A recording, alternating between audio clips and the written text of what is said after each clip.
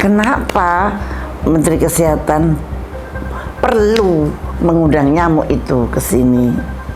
Yang saya heran, selama ini tidak ada masalah dengan demam berdarah.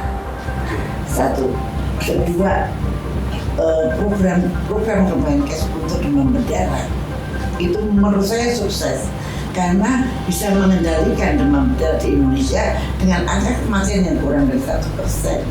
Di Singapura timbul 50 klaster nyamuk-nyamuk baru dan kemudian 2 kali lipat banyaknya nyamuk demam berdarah sehingga mereka exit dari program. Kalau ada masalah terhadap rakyat atau masyarakat yang disebari nyamuk tersebut, kemudian ada masalah kepada siapa rakyat tersebut harus mengadu, harus dilindungi pada penelitinya pada Menteri Kesehatan apa pada WMI dan pada WHO, karena WHO masyarakat mempunyai hak untuk tahu dan masyarakat punya hak untuk menolak.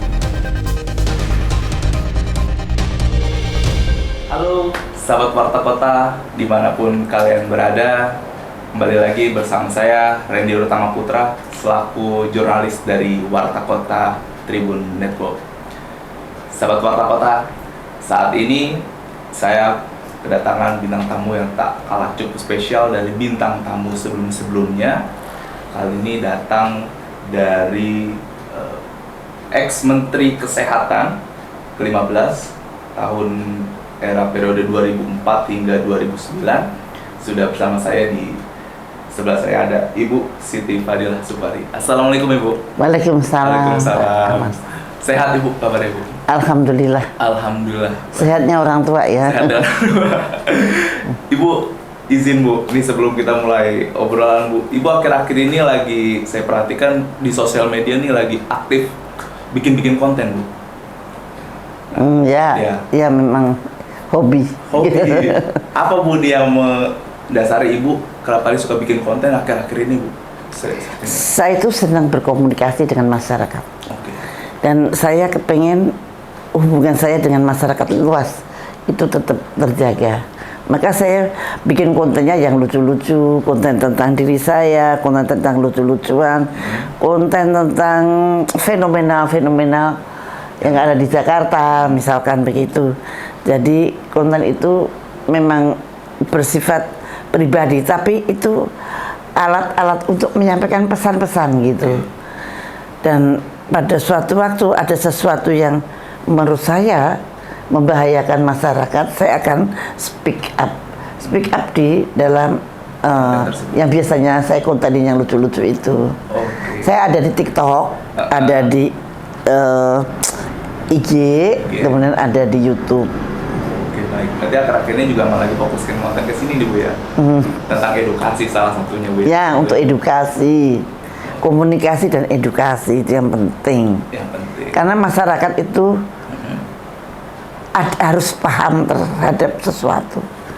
Kalau nggak paham, maka kadang-kadang bisa menjadi korban. Oke, siap. Ibu, mohon izin Bu, nih terkait dengan konten-konten Ibu nih Bu. Ada satu konten Ibu yang dimana berkaitan dengan isu pemberitaan yang saat ini lagi mungkin bisa dibilang viral nih Bu. Dan viral ini juga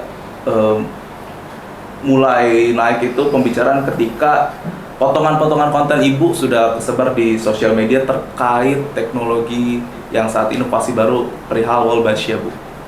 Nah, tanggapan Ibu sendiri nih Bu terkait Wolbachia ini mungkin bisa dijelaskan ke masyarakat Bu, itu seperti apa sih Bu lebih spesifik Wolbachia itu? Jadi tiba-tiba saya membaca artikel bahwa Menteri Kesehatan menyebar nyamuk ratusan juta di Semarang. Oh, kaget saya. Terus saya urut apa yang disebar, oh nyamuk Wolbachia. Oh ini. Saya sedang berpikir kenapa Menteri Kesehatan perlu mengundang nyamuk itu ke sini. Dan ternyata ada penelitian dari Gajah Mada yang bekerja sama dengan WMP dan bekerja sama dengan konglomerat yang punya Freeport, kemudian ada peneliti dari Gajah Mada meneliti tentang nyamuk yang diselipin telur Wolbachia. Nyamuk yang diselipin Wolbachia ini diharapkan akan merubah komunitas nyamuk nanti semua mempunyai telur Wolbachia. Telurnya sendiri aslinya dibawa dari atau diimpor dari Australia. Jadi profesor ini melakukan uji klinik pada penggalan waktu tertentu. Nah, dengan uji klinik penggalan waktu tertentu, Profesor Uut bisa membuktikan dan itu diakui, yaitu menurunkan demam berdarah sampai 77%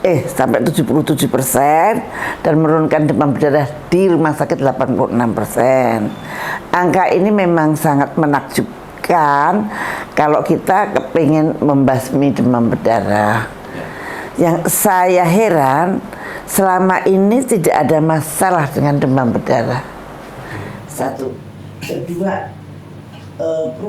program Kemenkes untuk demam berdarah itu menurut saya sukses karena bisa mengendalikan demam berdarah di Indonesia dengan angka kematian yang kurang dari 1%. Sebetulnya ini kan kemenangan dari Kemenkes bahwa tanpa nyamuk pun Kemenkes itu sudah sukses. Nah, pertanyaannya kenapa kok menunda nyamuk? Pada keadaan risau begitu datanglah wakil masyarakat Bali dan beberapa ahli ekologi, ahli nyamuk datang pada saya dan mengatakan tolong ibu tanggal 13 November nanti akan disebar nyamuk di Bali. Mereka keberatan. Kalau keberatan harus dari masyarakatnya dong, gerakan masyarakat supaya menolak. Nah ternyata mereka bisa menggerakkan masyarakat supaya menolaknya di Bali dibatalkan atau ditunda lah, pokoknya nggak jadi disebarkan. Jadi itu yang membuat saya risau. Saya percaya penelitiannya UUT itu SOP nggak ada masalah. Untuk saya nggak ada masalah sama sekali. Tetapi untuk implementasi ke masyarakat, kita kan satu butuh justifikasi. Kenapa Anda mengundang nyamuk? Itu harus transparan dong. Ya. Kemudian coba dihitung. Beli telur nyamuk dengan menambah jumantik di daerah, menambah jumantik, meningkatkan pengetahuan tentang demam berdarah, meningkatkan kebersihan, perilaku hidup bersih dan sehat, meningkatkan PSN, meningkatkan 3M. Uangnya itu lebih besar mana daripada beli. Misalkan ini hitung-hitungan seperti itu. Terus kemudian efek jangka panjang dari penelitian tersebut belum ada terhadap ekologi seperti apa, terhadap nyamuk-nyamuk yang lain nggak dirembuk. Walaupun di penelitiannya Prof itu ada pules yang kelihatannya meningkat, tapi tidak disebut karena memang penelitiannya tidak menyangkut pules gitu. Berarti belum sampai ke efek samping itu, Bu? Atau udah? Ya, efek sampingnya jangka panjang itu? belum. Kalau efek sampingnya sepanjang dia meneliti itu ya ada. Tapi kan itu cuma berapa bulan atau berapa tahun. Memangnya Bu, kalau menurut Ibu sendiri, tadi Ibu menyampaikan akan ada berjangka ke depannya Bu. Iya, amin ya. Oh iya Bu.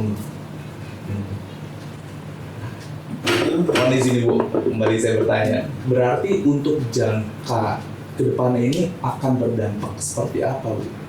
Ya belum tahu. Belum tahu, tapi kalau menurut Ibu sendiri apakah itu nyamuknya? Yang jelas secara ekologi, kalau nyamuk itu berubah seperti itu.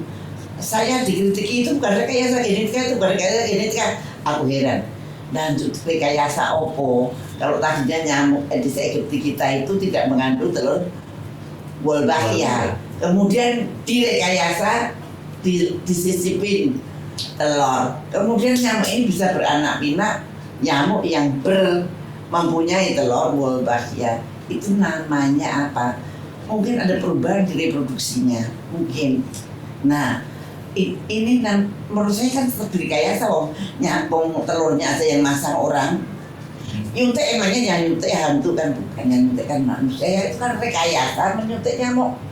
Yang kemudian pada lanjutnya terdapat perubahan sifat dari nyamuk itu. Nyamuk yang tadinya tidak mempunyai telur di tubuhnya menjadi punya telur gitu.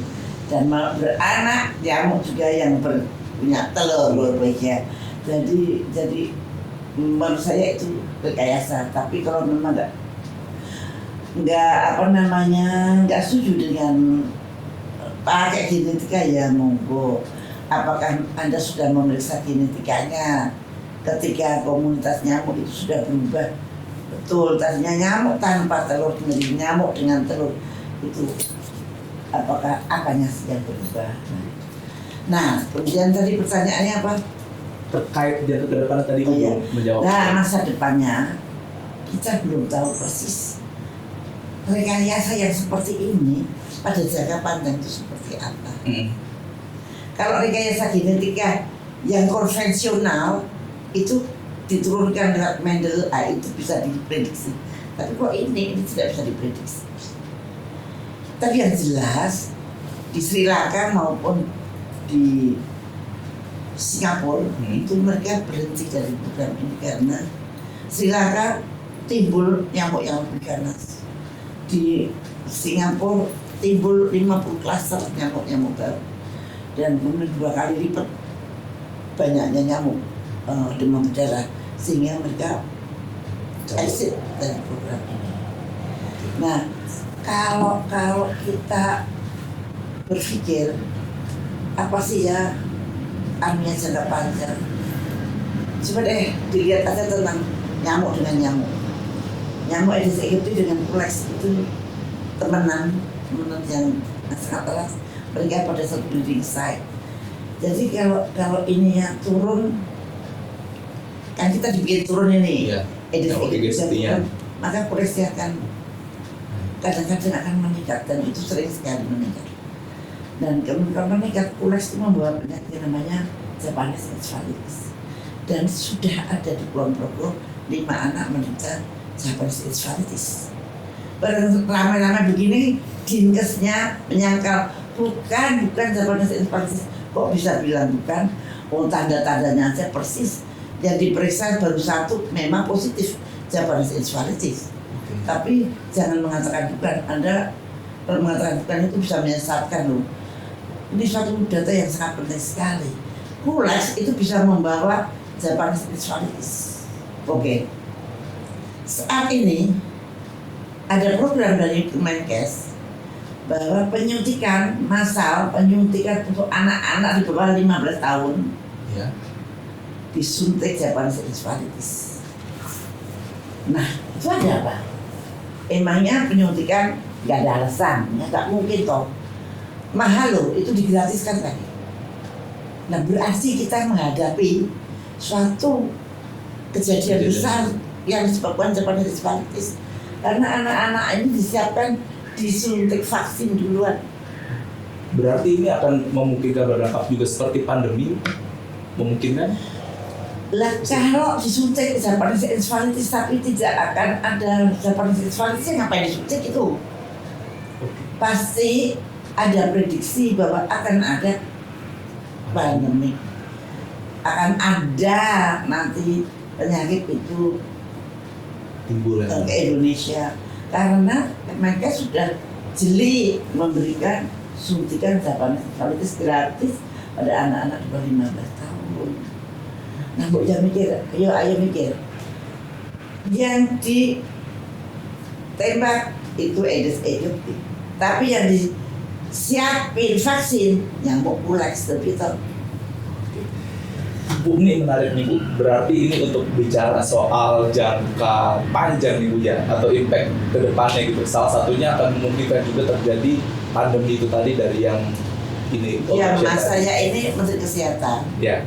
Saya peneliti dan saya pernah melawan WHO dan saya menyetop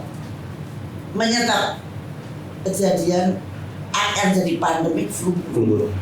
saya pengalaman dalam hal kayak gitu. Yang lainnya nggak pernah ada pengalaman. Jadi saya adalah orang aneh di antara mereka yang wah dari akademisi merasa pinter, dari mana merasa pinter, malah manut lagi dengan lah kalau dulu WHO tak lawan no. Nah sekarang malah manut dengan WHO. Lah ya beda. Saya hanya konsen terhadap keselamatan masyarakat, keselamatan bangsa ini. Kita harus berpikir out of the box. Jangan berpikir meligi. Soal penelitian tidak masalah. Penelitian itu kegiatan akademisi yang menelurkan dokter, yang menelurkan profesor, monggo silahkan. Tapi yang saya prihatin adalah implementasinya. Tolong dihitung betul, dengan tampak dengan faktor-faktor yang dibalik itu. Jangan terlalu naif dalam menerjemahkan nasib bangsa ini. Jangan terlalu naif. Oke, baik Bu. Bu nih masih soal pernyataan Ibu yang barusan Ibu yang tadi dijelaskan. Berarti untuk sampai saat ini untuk inovasi ini dianjurkan menurut Ibu sendiri bagaimana? Apa akan harus dilanjutkan dengan cari solusi yang lain, mungkin upaya yang lain atau seperti apa Bu? Ya, kalau saya usulkan pada Menteri Kesehatan satu, tolong justifikasi yang transparan pada masyarakat lewat iklan lewat apa? Kenapa kita perlu mengundang nyamuk? Padahal program Kemenkes sendiri sudah sukses. Kedua, hitung-hitungan untung dan rugi secara moral maupun finansial. Ketiga, kemungkinan jangka panjang kalau ada masalah terhadap rakyat atau masyarakat yang disebari nyamuk tersebut, kemudian ada masalah kepada siapa rakyat tersebut harus mengadu, harus dilindungi pada penelitinya kayak pada Menteri Kesehatan kayak apa pada WMP atau pada WHO karena nyuruh WHO. Nah kemudian nomor 4 harus ada informed consent pada masyarakat. Masyarakat mempunyai hak untuk tahu dan masyarakat punya hak untuk menolak. Loh, saya ini rumah saya mau di-fogging aja minta izin, informed consent, tanda tangan. Tetangga saya mau pesta dengan musik dangdut kenceng banget, minta izin. Bu, nanti tanggal sekian saya mau musim dangdutan, Ibu mohon persetujuannya, informed consent. Masa disebar nyamuk gak dikasih informed consent? Nah, ini saya mengadarkan pada Pak Menkes, masyarakat itu manusia yang punya hak asasi manusia dijamin di dunia ini, bukan hanya dijamin di undang-undang, tapi hak asasi manusia itu dijamin. Hak asasi manusia tidak mau diganggu nyamuk, itu juga termasuk hak asasi manusia. Jadi itu butuh informed consent. Apakah itu penelitian yang akan Anda lakukan? Apakah itu pilot proyek atau uji coba? Lah itu rakyat dipakai uji coba, implementasi hasil penelitian. Nah itu rakyat dipakai atau masyarakat tertentu dipakai uji coba hasil penelitian yang diukur untuk diimplementasikan di masyarakat. Uji coba itu harus ada informed consent. Masyarakat harus rela untuk terganggu dengan nyamuk yang tidak sedikit. Nyamuknya ratusan juta. Saya heran orang yang setuju kalau rumah Anda diberi 1 juta nyamuk aja, tunjukkan pada saya di di video. Tuh, ruangan di rumah Anda kasih 1 juta, ada di ruangan itu. Dan nanti kalau nggak digigitin nyamuk, kalau nggak jerit-jerit Anda, nah, Anda selalu Wolbachia itu baik, Wolbachia itu bisa nurunin demam berdarah.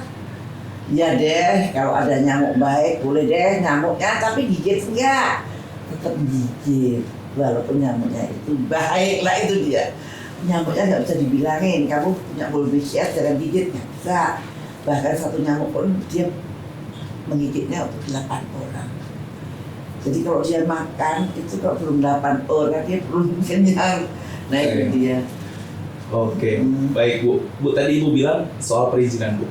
Tapi Menkes bilang ini sudah proyek pilot yang penyebaran itu sudah sesuai SK gitu Bu. Itu SK Menteri. Seharusnya disosialisasikan dan meminta informasi secara massal juga bisa. Berarti ini belum sampai saat ini Bu? Menurut saya belum ya, karena pada waktu saya membaca artikelnya ketika disebar di Semarang, saya langsung telepon teman-teman saya di Semarang, nggak ada yang tahu. Nggak ada yang tahu sama Nggak ada yang tahu. Itu masyarakat umum pada Iya, masyarakat umum pada umumnya. Tapi udah disebar Mas? Saya tahu di Bandung udah disebar. Cucu saya ada di Bandung, saya teleponin pada nggak tahu. Oh baik. Berarti. Nah ini yang ada apa ini kok diam-diam. Oke. Tapi kalau misalkan diumumkan, diinikan dan itu ya barangkali masyarakat mungkin bisa menerima atau dengan perjanjian nanti kalau ada apa-apa pemerintah yang bertanggung jawab itu. Oke, baik. Ibu itu udah cukup jelas dan padat dan berisi Bu ya, udah jelas semua singkat dampak ke depannya gitu. Ada yang terakhir mungkin Bu yang mungkin Ibu ingin sampaikan Bu ke masyarakat atau mungkin ke pihak pemerintah untuk menanggapi concern ke Polbasia ini Bu? Mohon izin Bu untuk ke kamera Bu. Ya, untuk Kemenkes saya apresiasi dengan hasil Anda dalam mengendalikan demam berdarah secara konvensional. Anda cukup berhasil Kemenkes karena tidak ada kejadian luar biasa demam berdarah pada akhir-akhir ini dan angka kematian sangat rendah dan lurus, tidak ada kenaikan dan sebagainya. Kalau saya lihat dari gambar-gambarnya itu sebetulnya adalah kemajuan yang dicapai oleh Kemenkes yang harus kita apresiasi. Yang saya tidak tahu kenapa kita mesti memanggil nyamuk. Walaupun itu inovasi baru, tapi kita tidak harus memakai inovasi baru. Kalau dengan yang konvensional saja kita sudah berhasil. Apalagi kalau inovasi baru itu kita belum tahu efeknya jangka panjang. Nah, saya hanya mengingatkan bahwa masyarakat itu perlu perlindungan karena masyarakat banyak yang tidak paham. Jadi saya hanya ingin menyelamatkan masyarakat saja. Kalau memang itu tidak berbahaya dan segala akibatnya ditanggung oleh pemerintah, lah saya juga tidak bisa menghalang-halangi. Saya tidak menghalang-halangi. Apalagi masyarakat mau. Nah sekarang tinggal masyarakatnya, silakan memilih apakah Anda bersedia untuk disebarin nyamuk Wolbachia ratusan juta ataukah tidak. Kalau memang tidak, masyarakat harus eksplisit menyatakan bahwa memang tidak bersedia begitu. Insya Allah di negara yang Pancasilais ini hak-hak masyarakat masih dilindungi. Dan saya kira hak asasi manusia juga di dunia ini masih ada. Saya kira itu Pak. Sudah itu saja. Sesimpel itu. Saya tidak saya tidak menginginkan hasil penelitian. Oke, baik. Bu Siti, terima kasih atas waktunya untuk disempatkan teman-teman dari Warta Foto untuk wawancara Ibu. Dan semoga sehat selalu dan sukses selalu ya Bu Siti. Ya, terima kasih.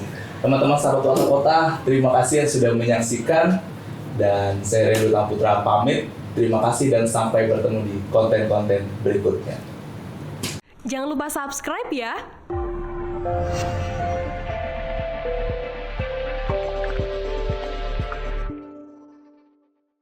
Jangan lupa subscribe ya.